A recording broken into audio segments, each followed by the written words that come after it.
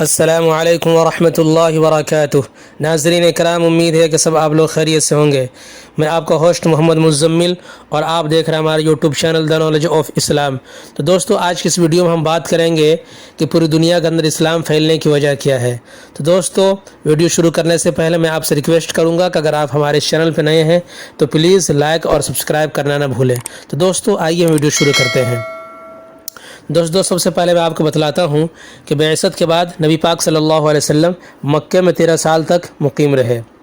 یعنی آپ صلی اللہ علیہ وسلم جب اس دنیا کے اندر تشریف لائے تو سب سے پہلے آپ صلی اللہ علیہ وسلم 13 سال تک وہاں پہ رہے۔ اس دوران آپ صلی اللہ علیہ وسلم نے مکہ والوں کو توحید، رسالت اور قرآنی و اسلامی تعلیمات کو قبول کرنے کی دعوت دی۔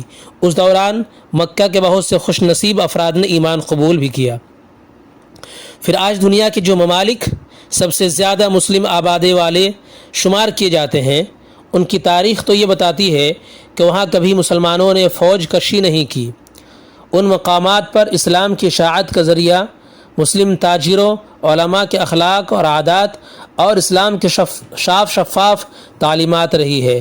مثلا اگر دیکھ لیجیے آپ کہ انڈونیشیا، چین، افریقہ کے متعدد ممالک، یورپی ممالک اور امریکہ میں جو مسلمانوں کی تعداد لگاتار بڑھ رہی ہے، تو کیا ان لوگوں کو تلوار کے زور پر اسلام قبول کرنے کے لیے مجبور کیا جا رہا ہے؟ اسلام پر انتہا پسندی اور تشدد کے الزام لگانے والوں کو مغرب کے ان 9 مسلموں سے تحقیق کرنا چاہیے، یعنی یورپ اور جو ادر کنٹریز کے اندر جو نئے مسلمان بن رہے ہیں، ان سے پتہ کرنا چاہیے، تحقیق کرنا چاہیے اور پوچھنا چاہیے کہ انہوں نے اپنے سابق مذہب سے توبہ کر کے اسلام کو کیوں اپنا لیا۔ تب انہیں یقین اصل حقیقت کا پتہ لگ جائے گا۔ دوستو، فتح مکہ کے بعد عرب کے بیشتر افراد اور قبائل اسلام کی حقانیت کو سمجھنے کے بعد اس کے دامن سے وابستہ ہو چکے تھے۔ ایسے لوگوں کی تعداد بہت کم تھی جو اپنے کفر پر اڑے ہوئے تھے۔ ایسے میں ان کے ساتھ جو بھی کیا گیا وہ ظلم ہرگز نہیں تھا، وہ عین انصاف تھا، اور اس سے اسلام کے خلاف افترا پردازی کرنے والوں کو دلیل پکڑنے کوئی جواز نہیں ملتا۔ تو پھر دوستو، بہتان ترازوں کو اگر سیرت نبی صلی اللہ علیہ وسلم کے پہلو سمجھ میں آ جائے تو سراسر معافی اور درگزر اور رحمت کا ایک سبق ملتا ہے۔ تو شاید ہی وہ اس کی جرات کر سکے کہ آپ نے جنگی قیدیوں کو کبھی بھی اسلام لانے پر مجبور کیا؟ کبھی نہیں۔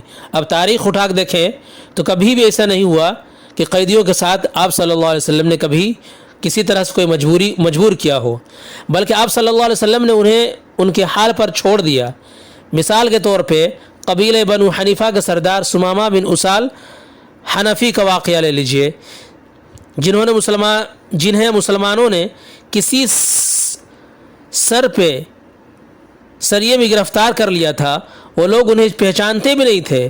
انہیں پکڑ کر آپ کی خدمت میں لائے۔ جب آپ نے انہیں صحابہ کرام رضی اللہ تعالی عنہم نے دیکھا تو فوراً پہچان گئے کہ یہ تو قبیلے کے سردار ہیں۔ آپ نے انہیں ان کے حسب مقام عزت و احترام دیا۔ انہیں 3 دن تک اپنے یہاں ٹھہرائے رکھا۔ ہر دن آپ صلی اللہ علیہ وسلم ان سے خیریت پوچھتے۔ وہ جواباً عرض کرتے کہ اگر آپ کو مجھ سے مال چاہیے تو میں دینے کو تیار ہوں، اور اگر آپ مجھے قتل کر دیتے ہیں تو میں ایک خون والے شخص کا قتل کریں گے۔ یعنی آپ کو جنگ کے اصول کے مطابق اس کا بھی اختیار ہے کہ آپ مجھے قتل کر دیں، اور اگر آپ مجھ پر احسان کرتے ہیں تو آپ ایک احسان سراش شخص پر احسان کریں گے، یعنی میں آپ کے احسان کا بدلہ چکا دوں گا۔ نبی پاک صلی اللہ علیہ وسلم ان کو ان کے حال پر چھوڑ دیتے ہیں، یہاں تک کہ نبی پاک صلی اللہ علیہ وسلم اور مسلمانوں کی نرم خوئی اور حسن سلوک نے سمامہ کے دل کو نرم کر دیا۔ حضور صلی اللہ علیہ وسلم نے انہیں چھوڑ دیا، چنانچہ وہ گئے، غسل کیا، پھر آپ صلی اللہ علیہ وسلم کی خدمت میں حاضر ہوئے اور پوری خوش دلی اور اطمینان قلب کے ساتھ ایمان قبول کر لیا۔ اور آپ صلی اللہ علیہ وسلم نے کہا، اے محمد صلی اللہ علیہ وسلم، روئے زمین پر آپ سے زیادہ مبغوض میری نگاہوں میں کوئی نہیں تھا، یعنی آپ سے زیادہ میری نظر میں جس کی کوئی ویلو نہیں تھی، لیکن اب روئے زمین پر آپ سے زیادہ محبوب شخص میری نگاہوں میں کوئی نہیں ہے۔ خدا کی قسم پہلے میں روئے زمین پر آپ کے لائے ہوئے مذہب سے زیادہ ناپسندیدہ میرے نزدیک کوئی مذہب نہیں تھا، لیکن اب آپ کا لائے ہوا دین اور مذہب میرے نزدیک سب سے زیادہ پسندیدہ اور محبوب بن چکا ہے۔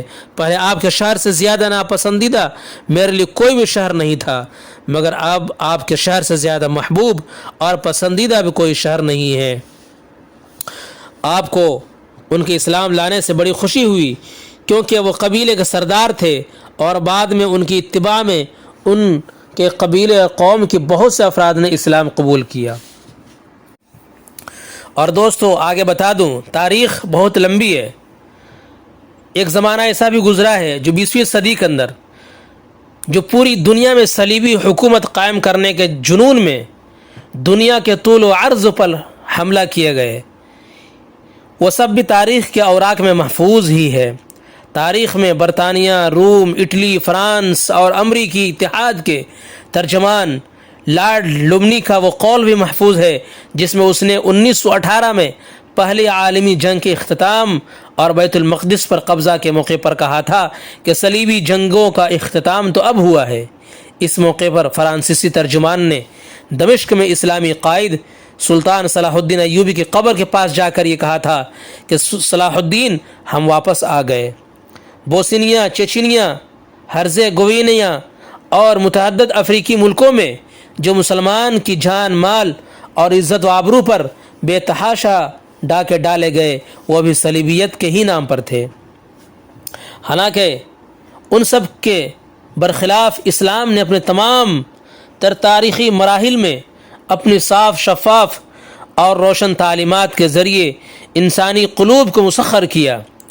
عقائد، عبادات، اخلاق، معاملات، جنگ و امن کے دوران دی جانے والی اس کی ہدایتیں، غلبہ اور فتح کے دوران اس کی انسانیت نوازی پر مبنی تعلیم اور اس کے مبنی بر انصاف سیاسی نظام نے لوگوں کو ہر دور میں اپنی جانب مائل کیا اور اس کی صداقت و حقانیت کے قائل ہو کر حلقہ بگوش اسلام ہوتے رہے، یعنی اسلام کے اندر داخل ہوتے رہے۔ اسلامی قلمرو میں جو دوسرے مذاہب کو ماننے والی قومیں رہتی تھی انہیں پوری امان ملتی تھی، ایسی جیسے ان کے اپنے ہم مذہب بادشاہ بھی نہیں ہوتے تھے۔